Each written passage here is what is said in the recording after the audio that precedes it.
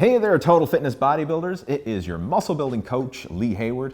And right now I'm accompanied by my mentor, Dan Locke. And in this video, we're going to show you how to increase your self-esteem and build self-confidence through improving your communication and personal development skills. Now, we did a video earlier. If you haven't already checked that video out, then go check it. I'll have it up in the cards. I'll also have a link down in the video description below where we go into a lot more detail, cover Dan's story of how he got started and how we've actually been working together, and he's been helping me with my business. So if you haven't watched that video, go check it out. Again, link down in the description or up there in the cards. Check that video out first. But in this one, we're going to get into how to build self-confidence and improve your self-esteem. Correct. Now, this is something that a lot of, I'm sure everybody watching this right now can relate, because when you get involved with bodybuilding and fitness, very often it is to improve your self-confidence. Yes. We typically have two schools. We have the skinny guy who wants to build up, or we have someone who's overweight and out of shape and wants to trim down. That's usually the two major schools. But then you get someone who's in the middle, and what we call the skinny fat. This is kind of like the worst scenario in some cases, because you really want to build yourself up muscularly, but you also want to trim off that body fat. So it can be a bit of a challenge from a fitness point of view, but it really wreaks havoc with your self-confidence. I mean, when you don't feel good about how you look in the mirror, Yes. it just makes you feel down. And that's why a lot of people get involved with fitness to begin with, because they want to feel good. They want to look good and feel good. But what I found, Dan, is sometimes that's not enough. I mean, you see some people who, they're in great shape. You know, they've been working out for years, so they've got the body side taken care of. But then they're still like self-conscious. The mental side, the mindset side. Yeah, I mean, I can relate to this myself, because I've done competitive bodybuilding for several years, and I could get on stage, you know, and compete in a bodybuilding competition, you know, and flex my muscles and look good and feel good. But then if I had to speak on stage, I was terrified. I can remember the first time I was on stage at an event, and this was years ago. It was actually an Eben Pagan event. Interesting. Right? I was at one of Eben Pagan. Now, Eben Pagan's an internet marketing guru and stuff. So I actually went to his event to try and build up my internet business. And sure enough, we had to submit our websites, and he was going to critique them on stage. So sure enough, he pulls up this bodybuilding website, and he says, "Who owns this?" And I said, I put up my hand in the audience, "Get up here on stage." I'm like, oh shit. How many people were there?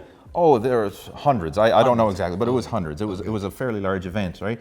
And this was down in California. First time I was ever in California, and here he is. He's calling me up on stage in front of all these people, and I was just, man, this is outside my comfort zone. I would be more comfortable if I had my shirt off and was posing up here than if I was here to speak. You should have done that. Right? I probably could have. I said, like, hey, I'd be more confident if we were posing down right now versus speaking. Yes. But sure enough, Evan was a great guy, and he helped put me at ease. But I was terrified to speak. So even though I had the body side figured out, underneath, I still had a lot of self-doubt and issues. So isn't it interesting? Yeah. So same guy, Yes. same man, Yes. different scenario with a great body. One could be full of confidence. Same different stage, no confidence. Like a little mouse. Isn't that interesting? You Yeah. notice that's why confidence is an interesting subject, because you could be very confident in one area in your life, right? Maybe, you know what, I take off my shirt, so my six pack, you know, I'm confident. Right. Suddenly when you talk about in a different setting, now they're like, ooh. Or maybe in finance, like, ooh. Right. So then, are you confident? You're not confident. Because if you're truly a confident man, You're you should be in all areas of your life. Right? With the suit, without the suit, it doesn't matter. Right. It should be all well-rounded, right? So what did you do to overcome that? This was something that I struggled with a lot, and I really had issues with it. And one of the things, the big thing for me that really turned it around was I found out about Toastmasters. Yes. Now, I didn't know what Toastmasters was. I mean, like toast? What do you mean? Like, is this about like putting toast in a toaster, or is this like everyone raise a glass and give a toast? I mean, the name sounds weird, but I heard about Toastmasters, and they said this is a public speaking group. Class, yes. So I heard the name, but I didn't know anything about it. And then sure enough, I was having a conversation, having a coffee with a friend of mine, and he mentioned, oh, my girlfriend is going to Toastmasters tonight. And I said, we've got Toastmasters in Newfoundland? And I said, I didn't realize that. So he said, yeah. And I said, I want to go. I've heard about this Toastmaster thing. So sure enough, I went as her guest. Yes. And I was like, this is where I need to be, because I could just see people from all walks of life. You had like young, old, students, business owners, employees, retired people. Like, Doesn't matter. It was all walks of all life. walks of life. Yeah. And you know, I got into the club and they said, well, stand up and introduce yourself. And I mean, that was uncomfortable. So I introduced myself, and they made me feel so welcome. And it was just that training ground where I could develop my voice. So I really took to it. I mean, I went every week, and that was back in 2008. And I'm still a member of that club today. Wow, that's Right? amazing. And same thing as, you know, Yeah. I went through when I joined Toastmasters to learn to reduce my accent, right? Yes. Improve my English. Right. It's the same thing. And that developed my self-confidence as well. And now one of the concepts that I also talk about is financial confidence. I think it's very, very difficult for a man to have true confidence without having financial confidence. Yes. Okay, when you know that, let's say even you go on a date, right? Well, let's not take her to that fancy restaurant. Let's go to McDonald's instead. Yeah. Right? Or that, right? It's like, Yeah. that's not what a man would do. You know what I'm talking about, right? Like, you want to buy her the flowers, well, you can't afford it, or you take her to that vacation, right? All this stuff, it robs our self-confidence. Now, I'm not saying money is everything, but No. you need that financial confidence. And financial confidence, as what I taught you, has very little to do with how much money you have. It's not how much money you have. Right. Because money don't necessarily make you confident.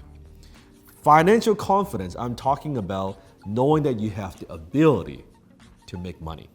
Yeah. So it doesn't matter what happens in the economy, it doesn't matter what happens to your job, it doesn't matter what happens in business. You have that financial confidence that you can make money or generate income like that. No one can take it away. So example, knock on wood, Right. somewhere, right? If I lose everything tomorrow, Right. take away my money, take away my investments, take away all this stuff, it would suck. It would suck. Yeah. It would suck, but I have the financial confidence I can make it back. Because I know I didn't create the success and wealth I have by luck. Just like the body, right?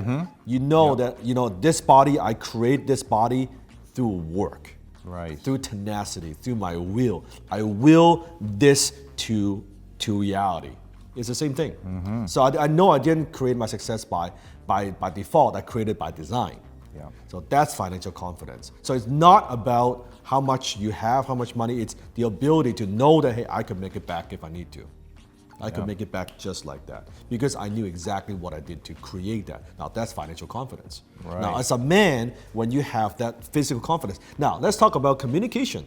Yes. Same thing, right? So the body, yeah, I'm confident in this, like look at my body. Right. But suddenly when you need to do a 1 minute speech, like I can bench press how many pounds? Right. The most I've bench pressed was 445 pounds. I can bench 400 somewhat pounds. I can speak in front of can't. like a couple hundred people. Yeah, that's crazy. Like what is this thing going on, right? Yep. That's also part of it.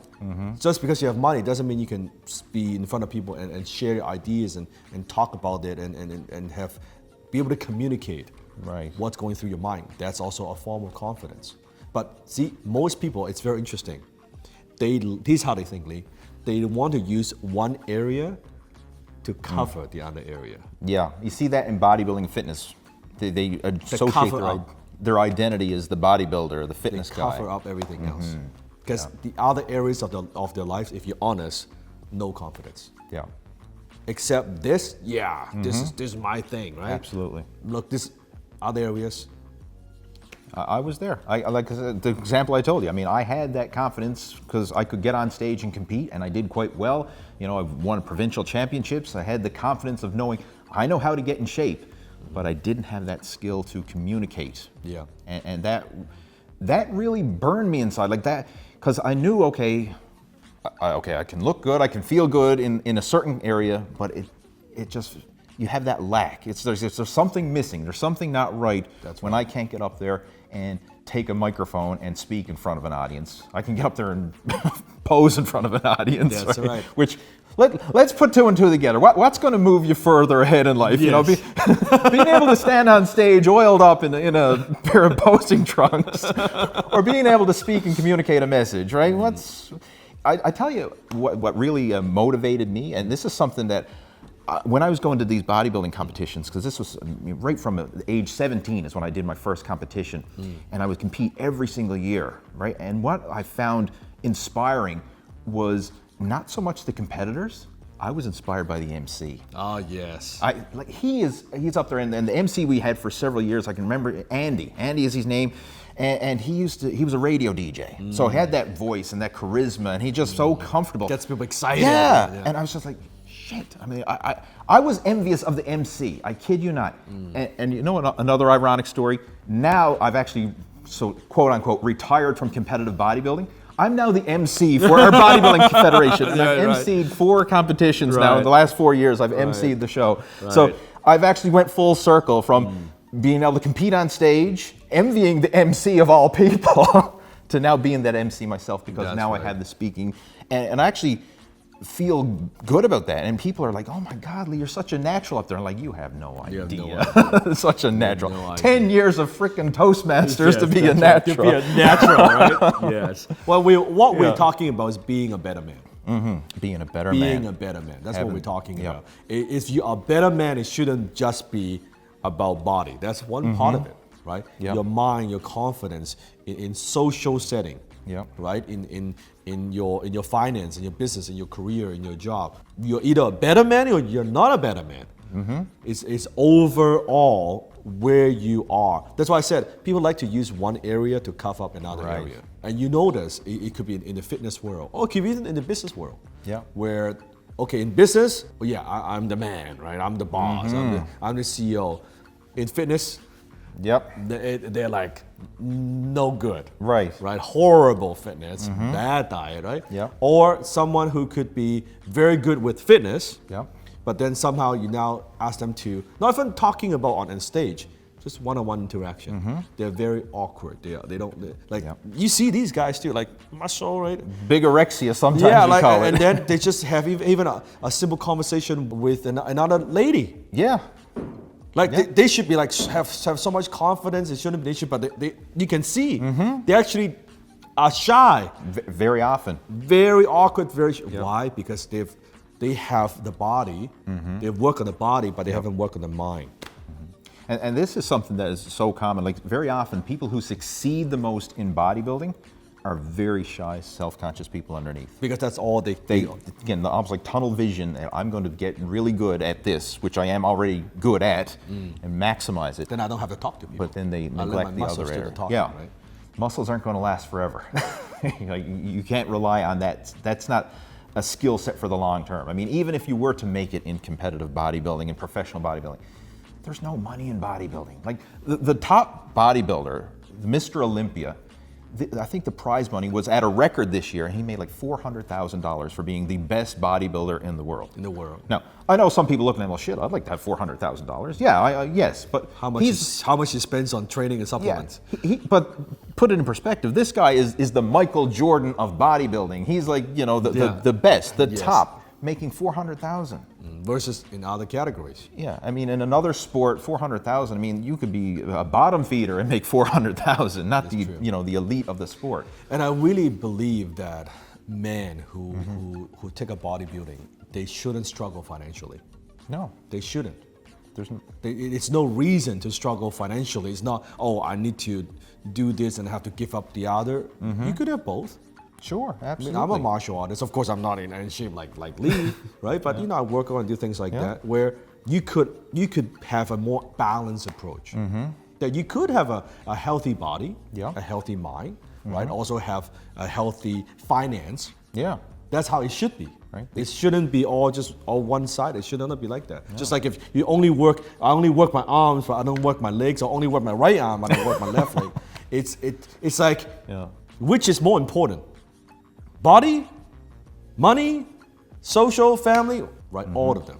So Lee and I, we are doing a special training. On exactly helping you to develop that confidence, that true confidence through developing a skill set, what I call high income skill. You could also click the link below, right? Yep.